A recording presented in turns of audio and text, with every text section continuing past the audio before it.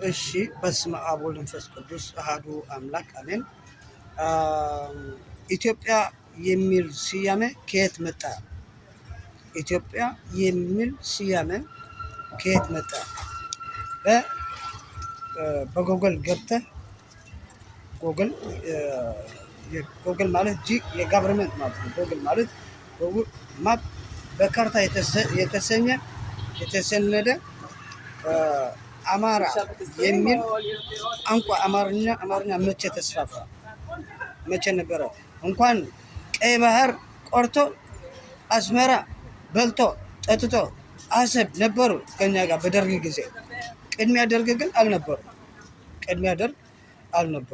የደርግ ወታደሮች ከየትኛው ሰብስበው ደርግ ወደ ሁሉም ነገር ወደ ጦር ግንባር ብሎ ወታደሮችን አስከትሎ የኢትዮጵያ ሕዝብ አማራ የተባለ ኢትዮጵያ ተባለ፣ ትግርኛ ከሆነ ደግሞ ኤርትራዊ ተባለ። እንደዚህ በሁለት ተከፈሉ ማለት ነው።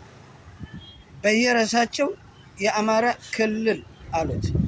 ክልል ማለት በዲሞክራሲ የተከለለ ዲሞክራሲ የላቸውም፣ አፈሳ ነው። ሁለት ደግሞ በቀይ ባህር አስመስለህ ኤርትራዊ ኢትዮጵያዊ ብለህ እንዲሰደድ ማድረግ ነው። አሁን ፍልስጤም ናቸው። ፍልስጤም እነዚህ ኤርትራ የሚሉ ትግርኛ ተናጋሪዎች ግብጽ ናቸው። እነዚህ ኢትዮጵያ የሚባሉ አማራ ደግሞ ፍልስጤማውያን ናቸው። በታሪክ የፍልስጤም ግዛት ለማድረግ ጠንቋዮች ከዚህ በፊት ጠንቋዮች ነጮች ናቸው። በጥንቆላ ነው የሚገቡት። ምን እየበሉ ነው? ምን እየጠጡ ነው?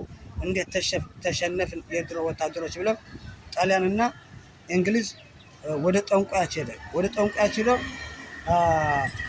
እነዛ የውጊያ የመራን ሰው መርተን ያስገበናቸው ጣሊያኖች ተጨፈጨፍን አሉ። ጣሊያኖች ተጨፈጨፉ። በመሀል ኢትዮጵያ ድንበርን በሶማሊያ በኩልና በጅቡቲ በመካከለኛ ምስራቅ እስራኤል ገብተው ጠቅላላ ጣሊያን ተቆጣጠሩ። እንግሊዝም ጠፍቷል። ከዛ በኋላ ኤርትራና ኢትዮጵያ በአንድነት ሆነው ጣሊያንን ተዋግተው አወጡ። ባንዳዎች የምንላቸው እኮ ጣሊያኖች ናቸው። ባንዳዎች የምንላቸው እንጂ ኤርትራና ኢትዮጵያ ባንዳዎች አይደሉም። ግን ራሳቸው ልጃቸው ከገደሉ በኋላ ባንዳዎች ሆኑ፣ ሌቦች ሆኑ፣ ውሸታሞች ሆኑ እንጂ በ1840ዎችም ጣሊያን ወረረ። እንግሊዝም ከሱ ጋር ነበረ ማለት ነው። የኢትዮጵያና የኤርትራ ካርታ የሚባል በጎግል ማፕ የድሮ የተሰነደ በቋንቋችን በቋንቋ አረብኛ አንድ፣ ሁለት ደግሞ በቋንቋ ዕብራይስጥ፣ በቋንቋ ትግርኛና አማርኛ፣ የስዋሂሊ ናይጄሪያ የሚባሉ ኬንያ የሚባሉ በቋንቋ ስዋሂሊ ሁሉ አንድ አገር እንደነበረና ቶሎ ወራሪዎች ሲመጡ በመርከብ በባህር ነው የገቡት። ብዙ ሺህ የሚሆኑ የሚጭኑ ወታደሮች በባህር ገብተው ውጊያ ከፈቱ። ወደ 6-7 ትላልቆች መርከቦች፣ አንድ መርከብ ወደ 10,000 ወታደሮች ተጭነው ወደ ኤርትራ ይገባሉ። በባህር በኤርትራ ገብተው ወደ አማራ፣ ወደ ሶማሊያ፣ ወደ ሱዳን፣ ወደ አረብ አገሮች ወረሩ ጣሊያን እና እንግሊዝ። ይሄ እኮ ነው የነበረው። ከዛ በኋላ ነው አሜሪካ የሚል መጣ እንጂ አሜሪካ የሚባል አልነበረም።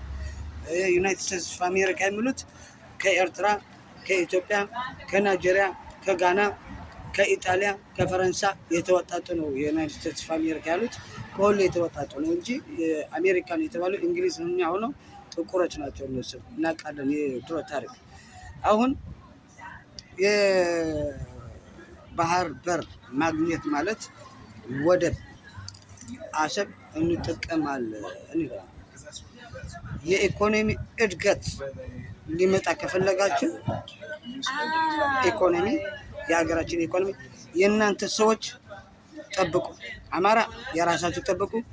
አፋር ይሁን፣ ሲዳማ ይሁን፣ ትግራይ ይሁን፣ ራሻዳ ይሁን ሁሉ በየአካባቢው በየራሳቸው አስተዳደራለን። ራሳችሁን ህዝባችሁን ጠቅሙ። የራሳችሁን ህዝብ ጥቅም አስቀድሙ። የራሳችሁ ህዝብ ጥቅም ካስቀደማችሁ በኋላ ማን እንደሚጠቀምበት ታዩዋላችሁ። አዎ ለምን ይሄ የተማረ ሰው ኢትዮጵያዊ ኤርትራዊ ምናምን ብሎ አቅማችሁ ያልሆነ አለ አቅማችሁ ነው የምታስቡ። አቅማችሁን ማሰብ ጥሩ ነው። አቅምህን አውቆ መኖር ጥሩ ነው። ታላቅ ችሎታ ነው ያሉት እግዚአብሔር ቻይ ስለሆነ እግዚአብሔር ሁሉ ስለሚችል ሀገራችን ይጠብቅልን እግዚአብሔር ከወራሪ በቋንቋ ጥላቻ በዘር ጥላቻ አስመስሎ ጣሊያን ሀገርን እንደወረረ ከዚህ በፊት አድዋ ያሉትን የሶማሊያ አድዋን ሶማሊያን የወረረው ጣሊያን፣ ናይጄሪያ ወረረ ጣሊያን፣ እንግሊዝም ገባ፣ ስፔንም ተወረዋል።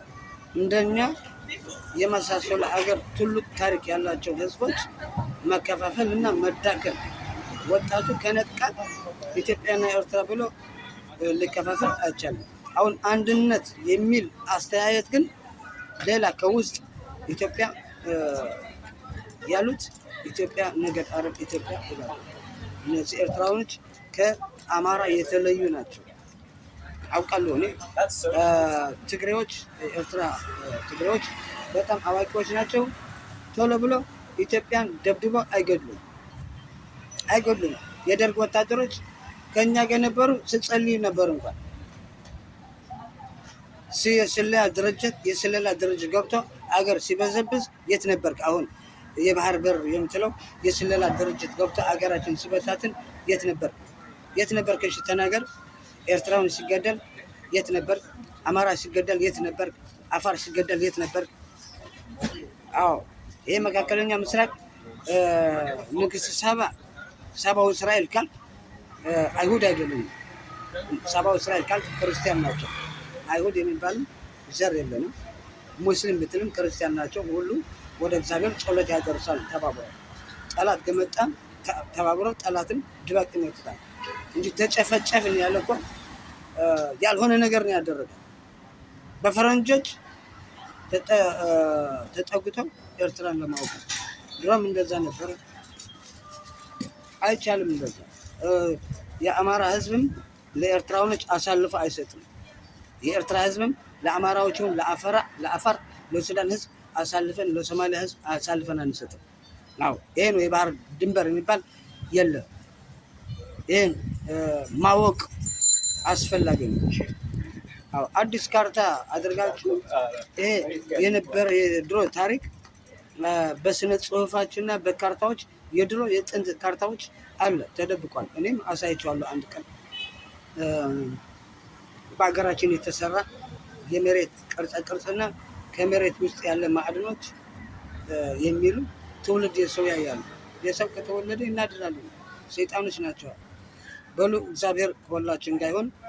የተጣሉ እርቅ ዘመነ ሰላም፣ ዘመነ ማቴዎስ፣ ዘመነ ማርቆስ፣ ዘመነ ሉቃስ፣ ዘመነ ዮሐንስ ይባላል። ቅዱስ ዮሐንስ ቅዱሰይ ለዘላለም ንጉሠ ዮሐንስ ዘአቶ አብርህዋ ነባይቶ ማለት ነው።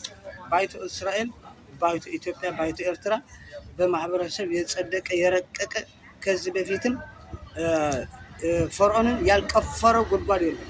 ፈርዖን ጠንቋይ ያላደረገው ነገር የለም። ፍርክስክስ ለማውጣት ብዙ እየተሞከረ ነው። እናንተ ደግሞ ጥበባውያን ሆኑ። ዝም ብላችሁ ሰዎችን አታጥፉ በዜናዎች ምናምን። ኤርትራ ነው ይሄ ኢትዮጵያ ነው ምናምን በምትኖርበት አገር ሰላም ይስጥልኝ። አዎ በሉ ቻው። ወንድማችሁ ኢሳያስ ነኝ። በደህና ሁኑ።